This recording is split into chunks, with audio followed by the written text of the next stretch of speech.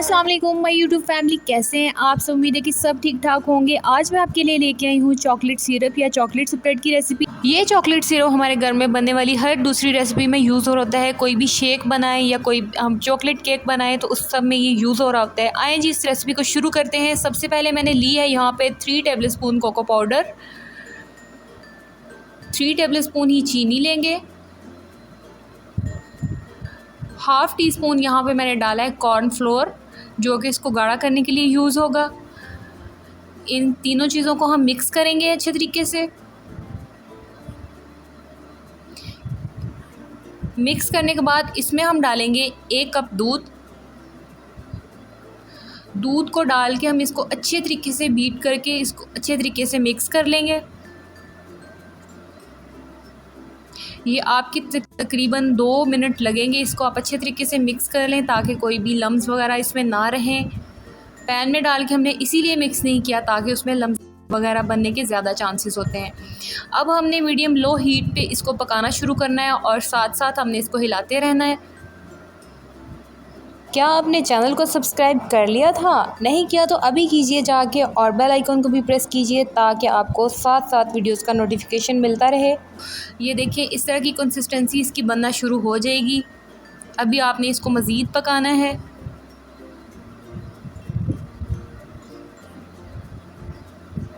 इस तरह से पकाते रहें। ये देखें इस तरह की जब कंसिस्टेंसी आ जाएगी, आप इससे अगर लिक्विड रखना चाहते हैं तो लिक्विड रख सकते हैं। अगर शेक्स वगैरह में यूज़ करना चाहते हैं, सिरप बनाना चाहते हैं, और अगर आप as a chocolate spread bread वगैरह पे लगा के खाना चाहते हैं तो आप इसको ज़रा सा और थिक कर सकते हैं।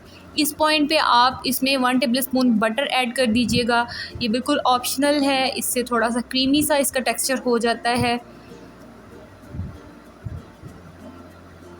ये तकरीबन रेडी हो चुका है। ये देखें इसने इस तरह से पैन को छोड़ना शुरू कर दिया है।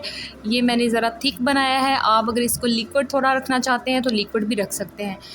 तो ये देखें हमारा चॉकलेट सिरप बिल्कुल रेडी हो चुका है। आप केक पे यूज़ करें, इसको शेक्स में यूज़ करें, चॉकलेट स्प्रेड के तौर पे यूज़ करें, तो ये आपके लिए बहुत ही हेल्पफुल और बहुत ही मज़े की रेसिपी है। इसको ज़रूर ट्राई कीजिएगा, और अगर आप ट्राई करें तो मुझे इंस्टाग्राम पे टैग करना मत भूलिएगा। ये देखिए मैं आपको इसको चॉकलेट केक पे स्प्रेड करके दिखाती हूँ। ये देखें केक कितने अच्छे तरीके से कवर हुआ है। चॉकलेट केक की रेसिपी भी मेरे चैनल पे मौजूद है, डिस्क्रिप्शन में मैं लिंक डाल दूँगी, ज़रूर ट्राई कीजिएगा। जब बना रहे हैं मेयोनीज़ या मायोनीज़, तो सबसे पहले हमने एक जूसर ब्लेंडर लिया है और उसमें हाफ़ कप दूध ऐड करेंगे, half tea spoon sugar add करेंगे, 2 pinches salt, 1 table spoon vinegar.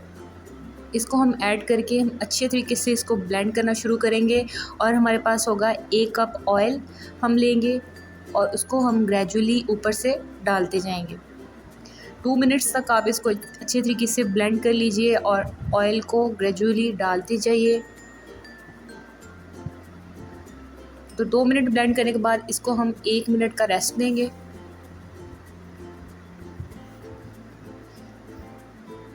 2 minute blend करने के बाद 1 मिनट का रेस्ट दिया और फिर दोबारा से 2 मिनट के लिए इसको ब्लेंड करेंगे और दोबारा से ऑयल ग्रेजुअली जो है वो डालते जाएंगे ऊपर से।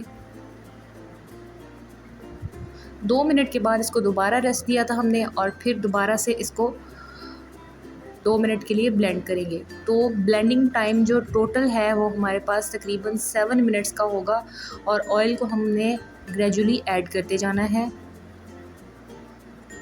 और इसको अच्छी तरीके से ब्लेंड करते जाना है। इसी दौरान चैनल पे नए हैं तो चैनल को सब्सक्राइब कर लीजिएगा ताकि मैं आपके लिए अच्छी अच्छी वीडियोस लेके आती रहूं।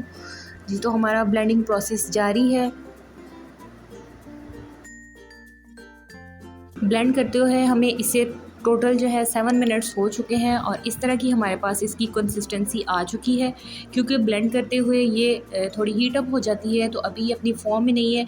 हम इसको किसी भी बॉल में निकालेंगे और इसको या तो हम 5 मिनट के लिए फ्रीज़ कर देंगे, फ्रीज़र में रख देंगे, या फिर इसको रूम टेम्परेचर पे 20 मिनट के लिए रखेंगे। तो इस तरह की फॉर्म में इसकी कंसिस्टेंसी आ जाएगी।